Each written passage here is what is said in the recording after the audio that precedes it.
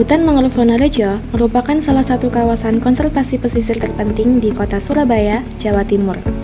Terletak di wilayah timur Surabaya, tepatnya di Kecamatan Rungkut, kawasan ini dikenal masyarakat sebagai ekowisata Mangrove Wonorejo, sebuah destinasi wisata alam yang menggabungkan keindahan hutan bakau dengan kegiatan edukasi dan konservasi lingkungan. Kini, kawasan seluas sekitar 200 hektar ini menjadi paru-paru hijau kota sekaligus destinasi wisata edukatif berbasis ekowisata mangrove. BPS atau Badan Pusat Statistik menyatakan bahwa data luas ekosistem mangrove di Indonesia mencapai 3,63 juta hektar atau 20,37% dari total luas dunia. Ini menempatkan Indonesia sebagai pemilik hutan mangrove terbesar di dunia. Banyak dari kita yang selama ini tahu manfaat hutan mangrove hanya sebagai pencegah abrasi di daerah pesisir. Padahal manfaat hutan mangrove lebih dari itu. Menurut Sumar pada tahun 2021, mangrove berperan untuk mencegah intrusi air laut, mencegah erosi dan abrasi pantai, serta sebagai tempat hidup dan sumber makanan bagi beberapa jenis satwa, serta berperan dalam menstabilkan area pesisir. Ekowisata mangrove Wonorejo mempunyai beberapa biodiversitas flora dan fauna. Di antaranya tanaman mangrove tipe Rhizopora mucronata, Avicennia albabrum, Nipah fruticans, dan Excoecaria agaloka. Adapun keragaman fauna di antaranya kutik bakau, kera ekor panjang, serta ratusan spesies burung. 12 di antaranya dilindungi dan 30 spesies langka. Ekowisata mangrove Wonorejo ini berpotensi menjadi sarana pembudayaan ekosistem dan pengembangan kawasan ekowisata di Surabaya. Namun sayangnya, kami menemukan beberapa sampah plastik di sekitar area konservasi dan tersangkut di akar mangrove. Kondisi ini dapat menghambat pertumbuhan tanaman dan mengancam keseimbangan ekosistem pesisir.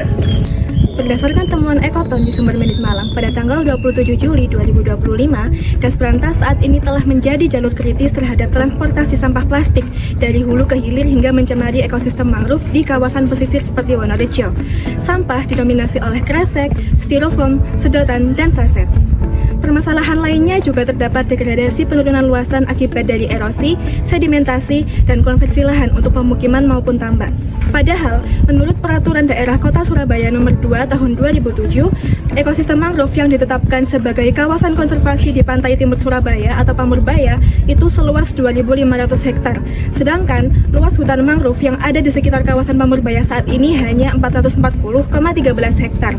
Bukan hanya itu, akibat pengembangan kawasan ekowisata ini juga menimbulkan penurunan kualitas lingkungan, kerusakan tanaman mangrove, penurunan spesies burung, dan penurunan hasil penangkapan ikan. Dari yang awalnya bisa menangkap ikan sebanyak 80-90 kg menjadi hanya 25-30 kg per harinya.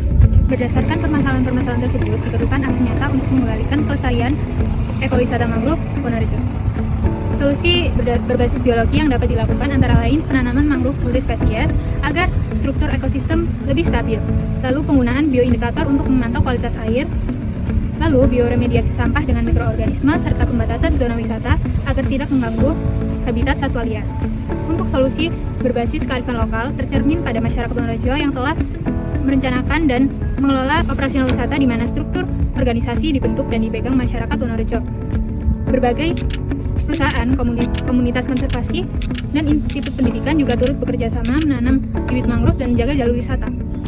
Hingga kini, per Oktober 2025, kegiatan rehabilitasi di kawasan ini telah mencapai 33 total kampanye dengan jumlah pohon yang tertanam sebanyak 30.699 pohon. Dari kegiatan ini diperkirakan total karbon yang terserap sebesar 9,7 kg CO2 EQ, yang menjadikan ekowisata mangrove Wonorejo tidak hanya berperan sebagai paru-paru kota, tetapi juga sebagai penyerap karbon yang signifikan. Selain itu, diperlukan juga upaya mengedukasi masyarakat, karena bagaimanapun juga masyarakatlah yang berperan besar dalam pelestarian ekosistem mangrove. Dukungan dari pemilik lahan, seluruh anggota masyarakat, dan peran pemerintah setempat sangat penting untuk keberhasilan pelestarian ini, dikutip dari Margolinda et al. Tahun 2024. Ketika individu berpartisipasi aktif dalam pemulihan dan perlindungan ekosistem mangrove, mereka cenderung mengembangkan hubungan pribadi dengan lingkungan yang memperkuat komitmen mereka terhadap upaya konservasi yang sedang berlangsung, dikutip dari Tanur et al. Tahun 2024. Lalu feature study kami berkaitan dengan 3 SDGs. SDGs yang pertama adalah SDGs 13. Mangrove dapat menyimpan karbon lebih banyak dari hampir semua hutan di bumi. Dengan adanya penurunan luas dari mangrove, maka kemampuan kawasan ini dalam menyerap karbon juga menurun. Lalu SDGs 14. SDGs 14 tercermin melalui bagaimana hutan mangrove berperan sebagai habitat penting bagi berbagai organisme pesisir. Hutan mangrove menyediakan tempat berlindung, berkembang biak, dan mencari makan bagi berbagai spesies. Lalu SDGs 15, kawasan ini bukan hanya habitat pesisir, tapi juga ekosistem payau yang menghubungkan antara darat dan laut. Hutan mangrove ini mendukung kehidupan payau dan darat sekaligus dan menyebabkan banyaknya keanekaragaman hayati yang ada di dalamnya. Selanjutnya, hubungan dengan prinsip biologi. Yang pertama yakni diversitas, di mana kawasan ini melindungi dan menampilkan kekayaan hayati yang luar biasa, sehingga kegiatan ekowisata secara langsung mendukung upaya konservasi untuk menjaga keragaman genetik, spesies, dan ekosistem agar tetap lestari di tengah tekanan urbanisasi Surabaya. Yang kedua, aspek kontinuitas, di mana aspek keberlanjutan menuntut penerapan prinsip biologi terapan, seperti menentukan daya dukung lingkungan dan melaksanakan program rehabilitasi atau penanaman bibit mangrove secara rutin untuk memastikan sumber daya alam ini tetap utuh dan dapat dinikmati oleh generasi mendatang.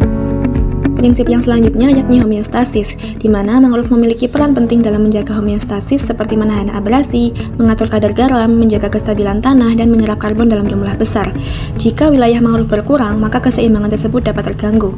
Hasilnya dapat kita lihat dari meningkatnya abrasi, semakin tingginya intrusi air laut, dan menurunnya populasi ikan serta burung. Yang terakhir yakni interaksi, di mana ini ditunjukkan oleh akar mangrove yang menjadi tempat hidup bagi ikan dan kepiting. Burung memanfaatkan mangrove untuk bertengger dan mencari makan, sementara manusia memanfaatkan kawasan ini sebagai sumber ekonomi dan perlindungan dari bencana alam. Ketika suatu komponen terganggu, maka ekosistem akan terganggu dan dapat memengaruhi rantai makanan dari organisme di wilayah tersebut.